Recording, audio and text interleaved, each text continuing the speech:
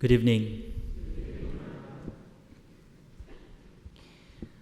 Have you ever experienced being defended, saved, or given a second chance by someone?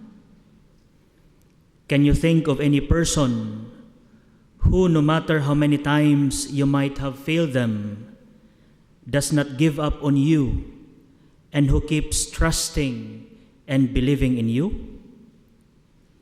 I ask this because in the second part of today's gospel, Jesus tells the parable of the fig tree that bears no fruit. And because it does not bear fruit, the landowner wants to cut it down. It is as if the landowner were saying, "This tree is no good. It is just wasting the nutrients of the soil. So it would be better to cut it down. Let's plant something else that will definitely bear fruit, unlike this useless tree." But the gardener appealed to the landowner. He promised that he would pay more attention to the fig tree and that he would care for and nourish it in the hope that one day it would bear fruit.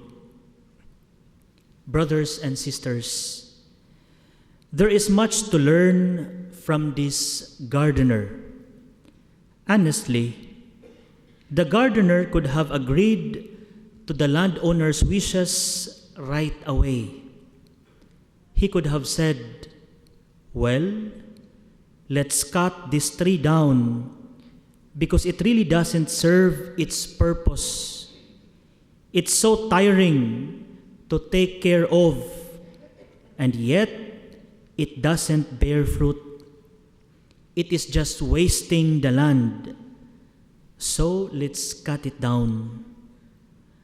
But the gardener did not say that.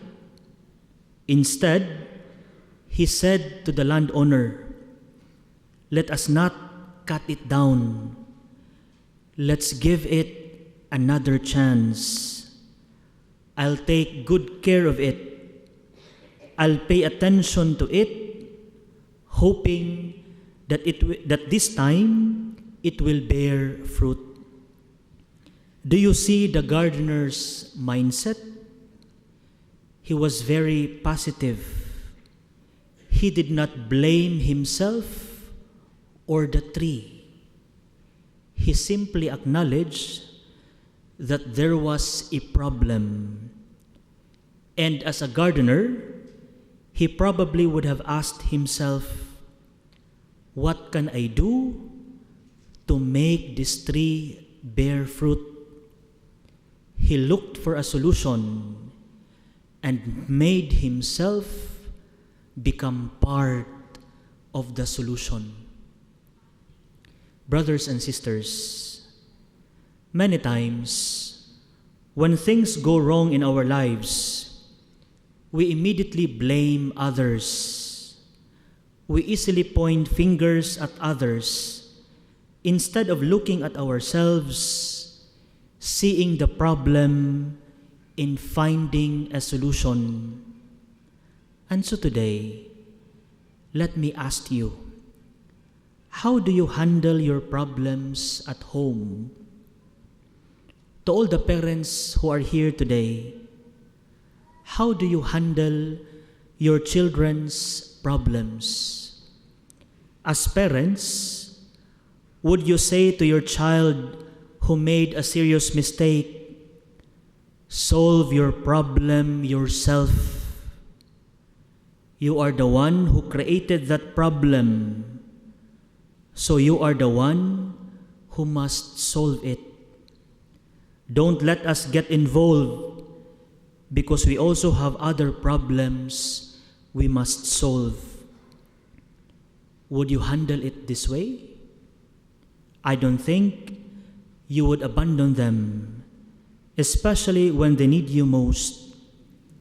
As parents, you would much rather say to your child, "My child, We know you made a mistake. We are not happy about what happened. We are sad and hurt by what happened to you. But please remember that we will never abandon you during these times. We will be with you and do everything we can to help you recover and get your life back on track, because we love you so much and we want the best for you. Together, we'll get through this. Isn't this also what God has done for each one of us? How many times have we sinned and made mistakes, and yet God never has abandoned us. He continues to take care of us and loved us, even though we no longer deserve to be loved. How many times have we hurt God?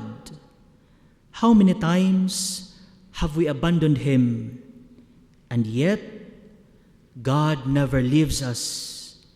In fact, He gives us many opportunities to change and be better.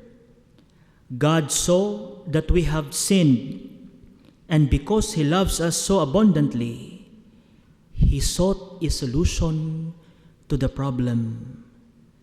That is why He sent Jesus into the world to save us, not to blame us or condemn us for our mistakes. I repeat, Jesus came into the world to save us, not to blame or condemn us.